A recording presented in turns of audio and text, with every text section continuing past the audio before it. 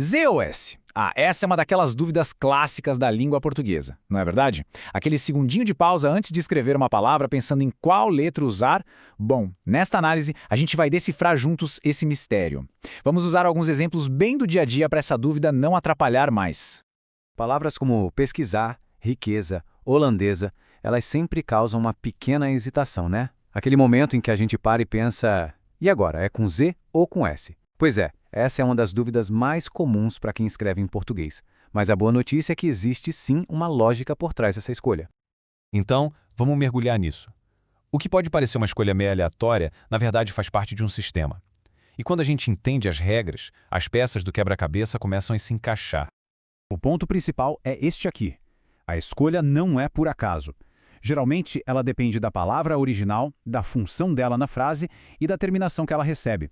É justamente esse sistema que a gente vai desvendar agora, passo a passo. Vamos começar com a nossa primeira grande pista para resolver esse mistério: os sufixos. Mais especificamente, aqueles que indicam de onde algo ou alguém vem, como nacionalidades e títulos. Holandesa, irlandesa, inglesa, princesa. O que será que essas palavras têm em comum, hein? Todas elas são substantivos femininos que indicam ou uma nacionalidade ou um título de nobreza. Olha só, um padrão já começa a aparecer por aqui. E esse padrão nos leva direto para a regra. Para formar o feminino de adjetivos que indicam um país ou de alguns títulos, a gente usa o sufixo esa com S. É um padrão bem confiável. Se a palavra indica origem ou nobreza no feminino, a chance de ser com S é gigante. E aqui está a confirmação. Todas com S. Holandesa, irlandesa, inglesa, princesa. Pronto. Primeira regra dominada. Podemos seguir para a próxima. Vamos para a próxima então e ver como a história continua. Agora o foco vai mudar um pouquinho. Não vamos mais falar de origem, mas sim de palavras que expressam uma qualidade, um estado, uma característica de algo. O interessante aqui é de onde vêm essas palavras. Pensa bem, frieza vem do adjetivo frio, riqueza vem de rico, tristeza, claro, de triste. São substantivos abstratos que nasceram de adjetivos. A grande pergunta é, qual letra completa essas palavras? A chave para resolver isso é a seguinte: para transformar um adjetivo em um substantivo abstrato que indica uma qualidade, a gente usa o sufixo esa, com Z. É o mesmo caso de belo, que vira beleza, ou de certo, que vira certeza. Faz sentido, né? E tá confirmado, frieza, riqueza, tristeza, malvadeza, todas com Z, seguindo a regra direitinho. Fica bem claro que existe uma lógica, porque o som é o mesmo de princesa, mas a função da palavra muda completamente a escrita. Certo. Agora vamos entrar num terreno que costuma confundir bastante gente. Os verbos que terminam em izar com Z e izar com S. Mas, felizmente, a próxima explicação vai deixar isso bem mais claro. Olha, a regra de ouro aqui é bem simples. Tudo depende da palavra original, a que a gente chama de palavra primitiva.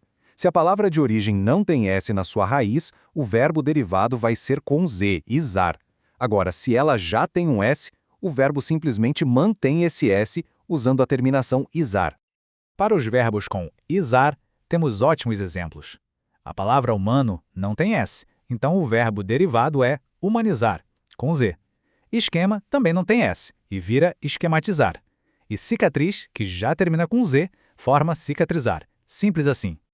Agora, vamos para o outro lado da moeda. A palavra pesquisa já tem S, portanto o verbo é pesquisar, com S. Análise tem S na sua raiz, então o verbo é analisar. A palavra original sempre dá a resposta. Ok, já dominamos os sufixos e os verbos, mas a língua portuguesa tem mais alguns truques na manga para ajudar. Vamos dar uma olhada em outros padrões que resolvem muitas das nossas dúvidas. Aqui vai uma dica super fácil de memorizar.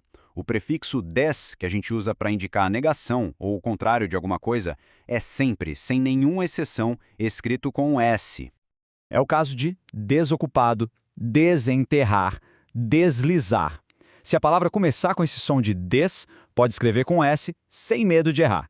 É uma regra muito consistente. E os diminutivos? Aquela dúvida entre inho e zinho. A lógica é exatamente a mesma que a gente viu para os verbos. É preciso olhar para a palavra original. Se ela já tem S na última sílaba, o diminutivo vai manter o S. Se não tem, aí a gente adiciona o Z. A regra fica bem clara com os exemplos. Rei não tem S, então o seu diminutivo é reizinho, com Z. Anel também não tem, e vira anelzinho. Mas, por outro lado, a palavra chinês já tem S, então seu diminutivo é chinesinho com S. A palavra original é sempre o nosso dia. Ufa! Vimos bastante coisa, não é? Vamos agora juntar todas essas informações em um resumo bem visual para que as regras fiquem bem gravadas na memória. E aqui temos o nosso mapa da mina.